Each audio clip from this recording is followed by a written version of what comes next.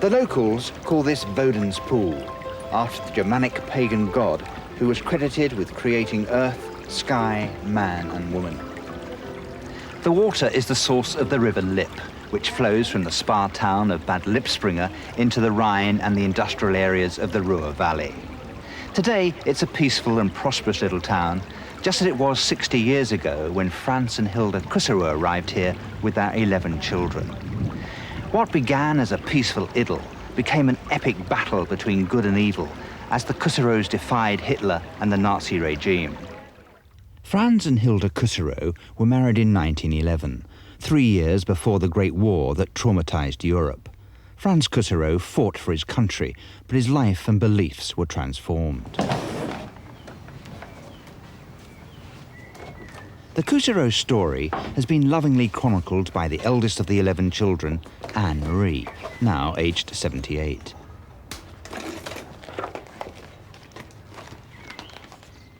Anne-Marie's parents were born into a comfortably off Protestant environment. But the First World War and a chance meeting with a Jehovah's Witness dramatically changed their lives.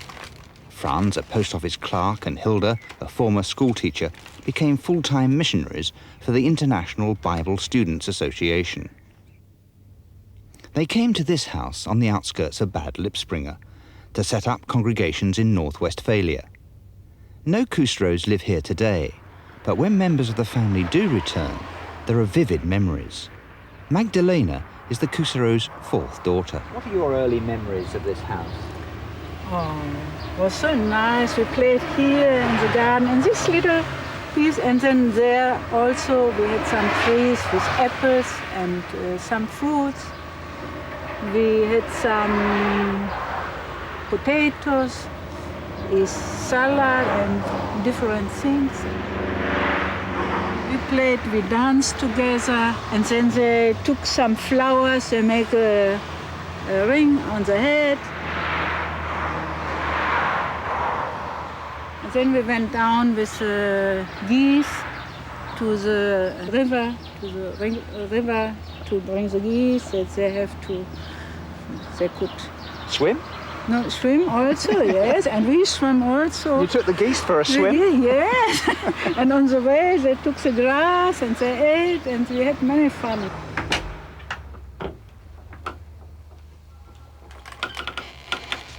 Oh, hier war ich lange nicht mehr gewesen. Yes, like your head. Ich glaube 39 Jahre war das sicher. Die Tür war auch größer, glaube ich.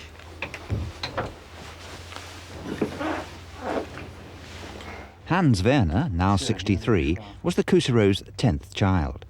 Die Zeit war sehr schön. Vor allen Dingen hatte ich ja viele Geschwister.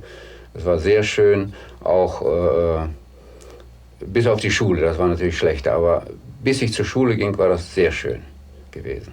Every day when children went to school, they thought in advance, what will happen today? What will happen today? Wir standhaft waren, wie wir die Fahne nicht grüßten, wie wir kein Heil Hitler sagten und da in Verbindung damit, im Gegensatz zu den anderen Schulkindern, handelten. Some days were hard, the teacher was like a devil and he took my hand, he said, Heil Hitler, and beat me. Weren't you so frightened they would hit you? Did you never say Heil Hitler? No, we never said. Because my father said, look, Heil Hitler means the salvation comes from Hitler. As we learned of the Bible, the Heil, the salvation comes by Jesus Christ. The Kusserows' house was known as the Golden Age. A huge sign advertising the Jehovah's Witness magazine was emblazoned in gold letters outside their home. Inside, the parents gave the children their love and their time, and they taught the Bible and music, lessons which would have a lifetime's impact.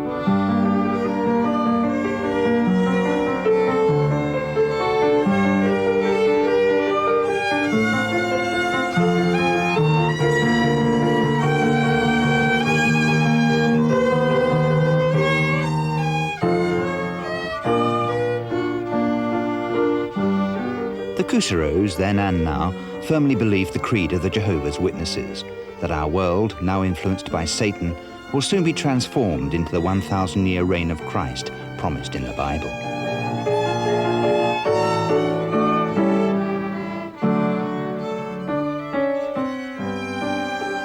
The evil will die, whilst the good and faithful will be physically reborn into paradise.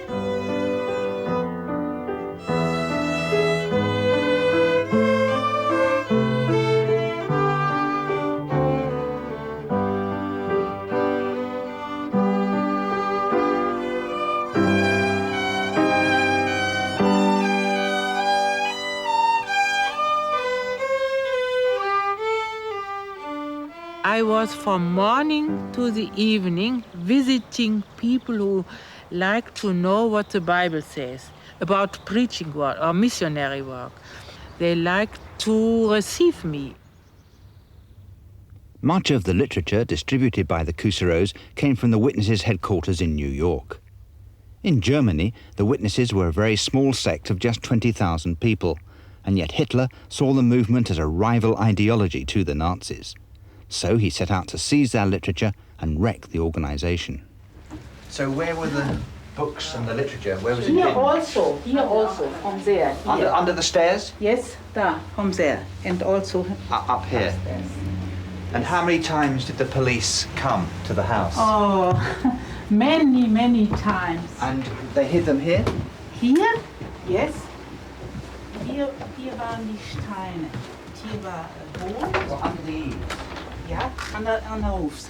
And then the books here 10 meters lang, hier 10 Meter, und die Bücher rein.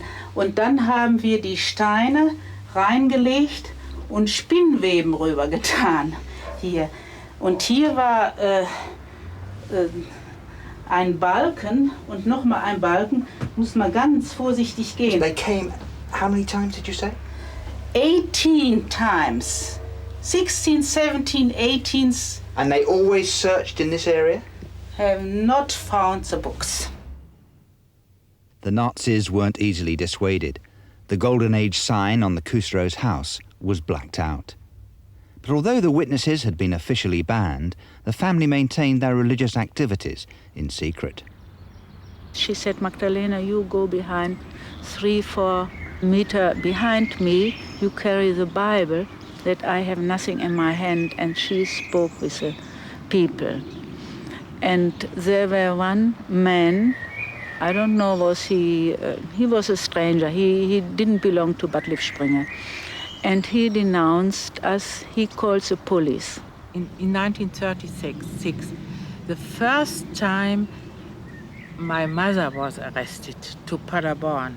This was the first time. Franz and Hilda Kusero were among the hundreds of Jehovah's Witnesses arrested by the Gestapo in 1936.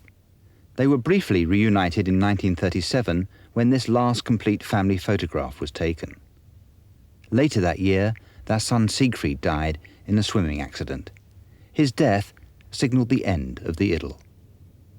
By now, most Germans were wallowing in nationalistic pride and revived economic fortune. Communists, gypsies, homosexuals, dissidents, the handicapped, and above all the Jews, were hunted down, even in Bad Lippspringe. Today, the town memorializes its former Jewish residents. Little more than 50 years ago, they were hounding them out and baying for their blood. It seems a long while ago. For the moment, dissidents are tolerated. Jehovah's Witnesses can sell their magazine, The Watchtower, and openly recruit converts. In the 1930s, this street in Paderborn was dominated by the prison, and this is where the Kuseros were jailed. Witnesses began to lose their jobs and pensions. The Gestapo stepped up their surveillance. But the Kuseros' garden was still supplying fresh produce. The 3 youngest members of the family were being well cared for. They were the next target. Ja, das war einer der schwarzen Tage. Ich war zu der Zeit gerade krank, fehlte also in der Schule und lag hier im Bett. Plötzlich kam ein Auto vorgefahren, Zivilisten, ich konnte das aus dem Fenster raus sehen, waren zwei Zivilisten drin und kamen forsch hier rein und haben uns dann, ich musste aus dem Bett aufstehen, anziehen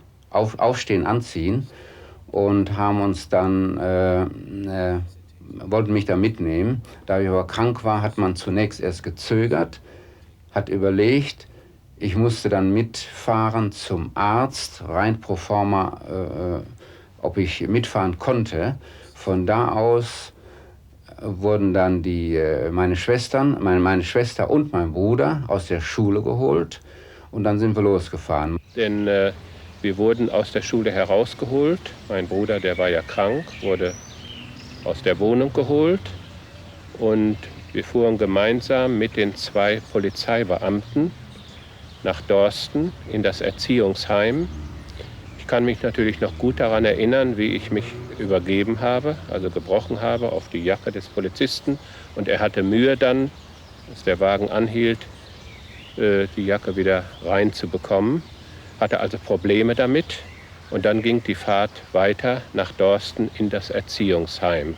Am anderen Morgen mussten wir das wiederholen. Das heißt, wir sollten nochmal den Hitlergruß machen. Haben wir wieder nicht gemacht. Dann hat er uns mit in ein Zimmer genommen, mussten uns über den Tisch legen und dann wurden wir grün und blau geschlagen. Das war schlimm, war das. Jeden Abend haben wir geduscht. Das heißt, die Heimleiterin, die Erzieherin, die hatte das gesehen. Die hat uns dann vom Duschen rausgenommen und hat uns dann getrennt baden lassen, damit die anderen Kinder das nicht sehen sollten. Also das war sehr schlimm, war das. When the Second World War began, the 2 eldest Cousireau daughters, Anne-Marie and Waltraud, escaped surveillance and left to find jobs in Berlin. It was more difficult for their brothers. In December 1939, Wilhelm, after refusing military service, was thrown into jail. Dear parents, brothers and sisters, all of you know how much you mean to me, and I am repeatedly reminded of this every time I look at our family photograph. How harmonious things always were at home. Nonetheless, above all else, we must love God as our Führer Jesus Christ commanded. If we stand up for him, he will reward us. As predominantly Aryan Germans, Jehovah's Witnesses were sometimes allowed the privilege of a Nazi trial. Later, Wilhelm's court-appointed lawyer, Dr. James Rohr, wrote to the family, I had long conversations with your son before his trial and admired his calm confidence of faith. He never wavered, although he was severely pressed from all quarters. He calmly accepted the announcement of the hour of his execution, refusing again to change his mind, that is, to abandon his faith and save his life. On the morning of the execution, I took his hand and said in consolation, Mr. Cousireau, you have been wonderfully strong. Remain strong now. He squeezed my hand and smilingly replied, No, doctor, don't be troubled. I am gaining everlasting life. All this is only a change. He asked me to send you his greetings. He stood upright when facing death and was dead at once. Unable to browbeat the witnesses, the Nazis tried lies and subterfuge. With an elaborate ritual of deceit, they issued certificates and reports declaring that Wilhelm Cousireau had died a hero's death fighting for Hitler and the Third Reich. For some unknown reason, the Nazis allowed the family to collect Wilhelm's body from Münster prison, where he'd been shot. His sister Waltraud helped to arrange the funeral. It shocked me deep, but Wilhelm was true until the death. I have seen the body in the little hall there, and he was in a private suite, and until here, Löcher. The bullet holes? Yeah, holes, and the blood was in the mouth. There was a big funeral with a secret police around, and then with persons in uniform, policemen. And my brother Karl has said some words. And then later, my brother Karl, because he spoke a few words and the prayer, the Gestapo kept him. Karl, son number 3, was the next arrested.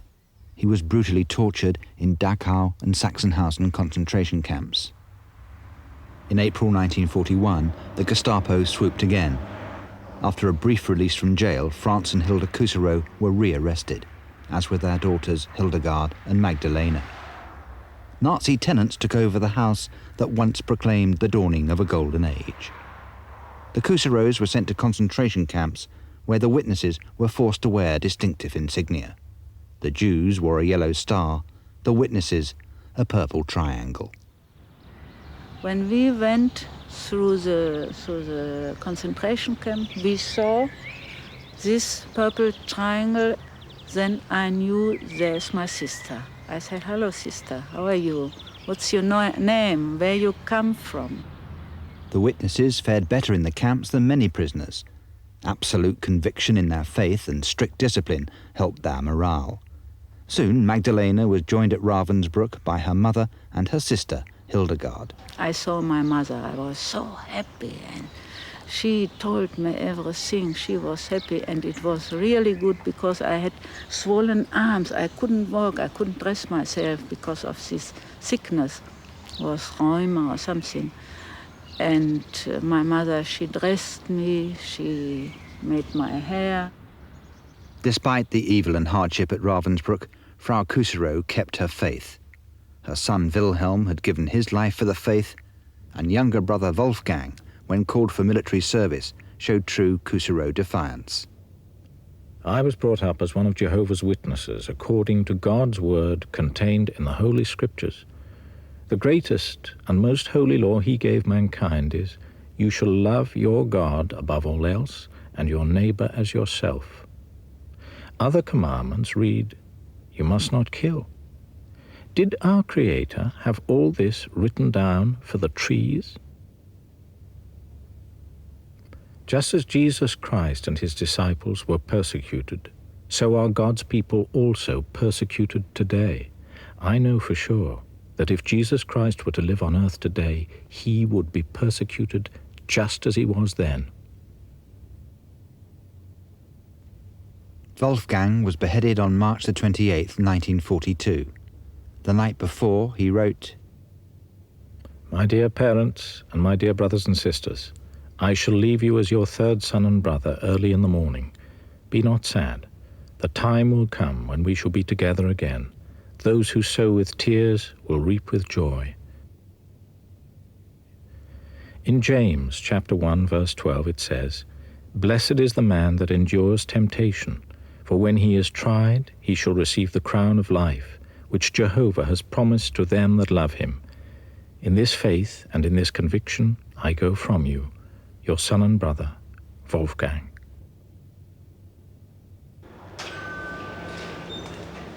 By now, Waltraud had returned from Berlin and managed to find work in this florist shop in Paderborn. She was ordered to greet customers with the Heil Hitler salutation. She refused. Oh ja, ich würde gern. After being given 8 days to change her mind, she still refused and was arrested and imprisoned in Paderborn and told to make ammunition. I cannot work for the war. This I cannot work, this for the war. My brother is killed, is shot. My other brother is beheaded. My 3 sisters, little ones, the Gestapo have kept there. And my other brother in concentration camp, my mother in concentration camp, my 2 sisters, and also my father in prison. No, I cannot make that. By 1944, just one member of the Kuserow family was free, Anne-Marie, who was still in Berlin. Every week I had with me in my apartment some persons to have a Bible study. And therefore I was arrested. There must be a person who has observed us. The Nazis had rounded up every single member of the family. Some were dead, and the future for the rest uncertain. Yet they had a lifeline. Unlike all other prisoners, Jehovah's Witnesses could secure their release simply by signing a declaration that they'd abandoned their faith. Of the thousands arrested, only a handful did so. I was not ready to sign. I thought I have think over my parents, my little children. I mean my brothers and my sisters. They are so faithful, so obedient, although we all were separated. We were all separated. And when I now am free, what should I do? My conscience, I have thought it over. It is impossible to be unfaithful. How could I sign that I am not a witness? How could I leave my faith? Never, never, never. In April 1945, Ravensbrück concentration camp was liberated. Hilda Kusserow and her daughters were released. Imprisonment had strengthened their faith, and morally the witnesses had defeated the Nazis. Hilda was reunited with her husband, and with the surviving members of the family, rebuilt their lives. Although they never returned to their Golden Age home, they always remained faithful Jehovah's Witnesses. They were back in a Germany where the Protestant and Catholic churches were still the predominant religious groups. Despite rebellion and martyrdom by some believers, most church leaders had bowed the knee to the Nazis. Hitler, confirmed a Catholic, was never excommunicated. The church was silent, whilst millions of Jews and others died. Among the organized Christian religions in Germany, it was only the Jehovah's Witnesses who refused any compromise at all with Hitler and the Nazis. Like the first Christians, they too were reviled and ridiculed, and they were martyred. Among the millions who perished in the Holocaust, there were some 5,000 Jehovah's Witnesses, and yet those who survived still proclaimed, there is a purpose to all this. There is a God.